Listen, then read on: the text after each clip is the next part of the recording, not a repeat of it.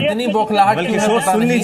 Trouble में तो ये लोग पड़े हुए हैं, इस वजह से ट्रबल में ये लोग पड़े हुए हैं, इस वजह से इतने बेचैन हैं। आप देख सकते हैं कि क्या बौखलाहट है और किस तरह की बातें कह रही है।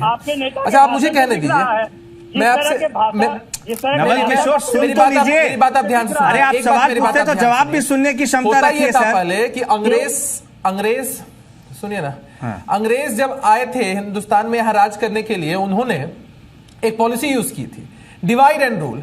और लालू यादव जी, आरजेडी के लोग एक पॉलिसी यूज करते हैं, मेक फूल एंड रूल, लोगों को बेवकूफ बनाना और तब कैसे भी गद्दी पर पहुंचने का प्रयास करना। करते क्या है ये लोग? इन लोगों ने 10 लाख नौकरी का शगुफा दिया। अरे सुन तो लीजिए ना, आप सुन तो लीजिए। अरे इतनी हड़बड़ाहट मत शो करिए। आपने देखा अभी, अच्छे विनोद जी, आपने एक बात देखा कि आप ना आंकड़ों पर इनसे बात करते हैं, लेकिन ये लोग आंकड़े नहीं बता पाएंगे।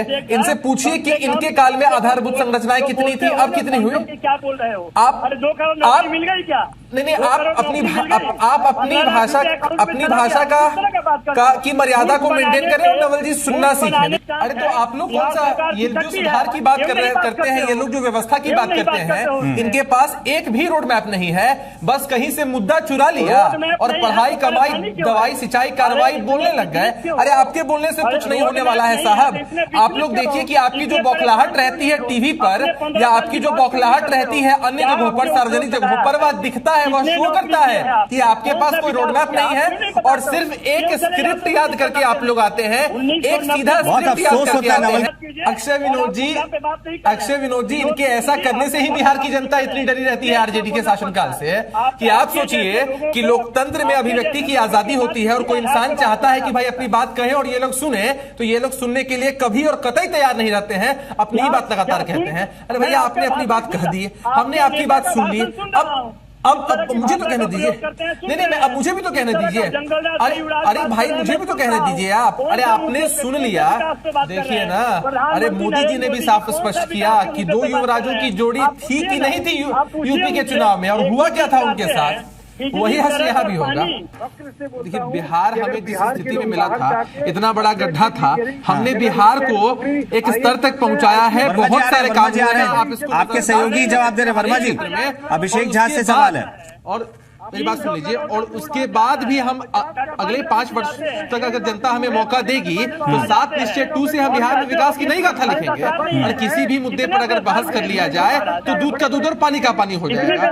एक बात आप नोटिस करिएगा, अगर आप सारे चरणों का एक आकलन कर लेंगे ना, अगर महागठबंधन के प्रवक्ताओं का, तो कुल मिलाकर वही 10-5 पॉइंट इनके होते हैं जिन पर ये लोग बहस करने के लिए तैयार होते हैं। आप जैसे ही किसी डाटा या तथ्य पर चर्चा करने की कोशिश करेंगे तो ये लोग उससे तुरंत भाग जाएंगे। आरोप प्रत्यारोप का दौर। अभिषेक झा, भाषा की मर्यादा को लांघना शुरू चुनाव होता है बेहतर कौन, ये सेलेक्ट करने के लिए आप मानते हैं इस बात को? चुनाव हर जगह इसलिए कराया जाता है कि कौन बेहतर है, कौन बेहतर कर सकता है। लेकिन क्या बिहार में यह स्थिति है कि कौन कम बुरा है हम उसे चुने?